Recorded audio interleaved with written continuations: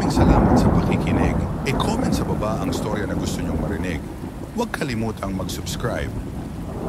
Nanginginig pa rin ang mga kamay ko habang isinusulat ko to.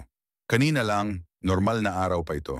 Nag-ehersisyo ako sa gym para sa bagong action movie ko.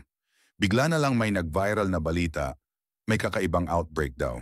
Akala ko fake news lang. Hanggang sa, tangina, sigaw ko nang may pumasok sa gym na duguan. Si Coach Mark. Pero, iba na siya. Namumutla ang balat, nanlilisik ang mga mata. Bumulong lang siya ng gutom bago sumugod sa pinakamalapit na tao, si Manong Guard. Napatigil ako sa pagbuhat nang makita kong kinagat niya ang leeg ni Manong. Dumugo ang sahig, ang tunog, parang binabasag na mga buto. Naramdaman kong nanlalamig ang katawan ko. Tumakbo ako palabas ng gym. Ang ingay ng mga sigaw sa labas, parang pelikula. May mga sasakyang nagbabanggaan, mga taong nagtatakbuhan. Sa gitna ng kalsada, may babaeng hinihila ng dalawang hayop, tao. Hindi ko alam kung ano tawag sa kanila. Dumaan ako sa eskinita. Biglang may humawak sa balikat ko. Lumingon ako, isang batang lalaki, mga 10 taos gulang. "Tulungan mo ako, kuya," iyak niya. Pero nang tiningnan ko ang mga mata niya, puti na. Bumulong siya ng gutom bago sumugod sa akin. Walang choice. Sinuntok ko siya sa mukha. Bumagsak siya, pero agad bumangon. Kinuha ko ang pinakamalapit na bagay, isang bote ng baso. Pinasag ko sa ulo niya. Tumulo ang itim na dugo. Napatumba siya, pero gumagalaw pa rin. Paano to patayin? Bulong ko sa sarili. Nakita ko ang isang rebar na bakal sa construction site. Kinarga ko at tinuhog sa ulo. Doon lang siya tumigil sa paggalaw. Tumakbo ako papunta sa apartment ko. Kailangan kong makuha ang mga baril ko. Pero ang lansangan, parang impyerno na. May nanay na humihiyaw habang kinakain ang anak niya.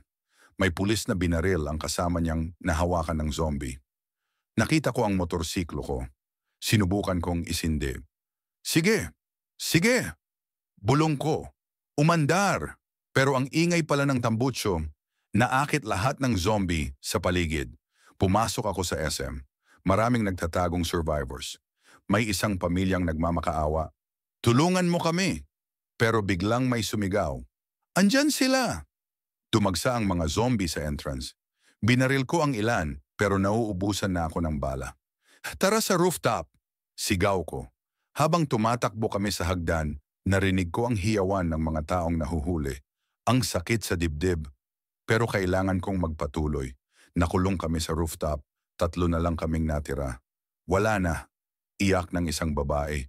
Biglang may umingay na helicopter. Sino yon? Tanong ko. Military. May naghahandusay na rescue. Pero napakalayo ng helicopter. Kailangan naming lumundag. Kaya natin to, sigaw ko. Parehong kasama ko ang tumalon. Pero isa lang ang nahawakan ng rescuer. Ako, hindi ako makapaniwala. Nakaligtas ako. Pero habang tumitingin ako sa lungsod na nagliliyab, alam kong simula pa lang ito. Nakaupo ako ngayon sa evacuation center. May hawak akong kape na nanginginig pa rin ang kamay. Nakaligtas ako sa unang 12 oras. Pero paano na ang susunod na araw? Ang susunod na linggo? Alam kong kailangan kong maging mas matapang, mas mabilis, mas walang awa. Dahil sa mundong ito, ang tanging batas ay mabuhay.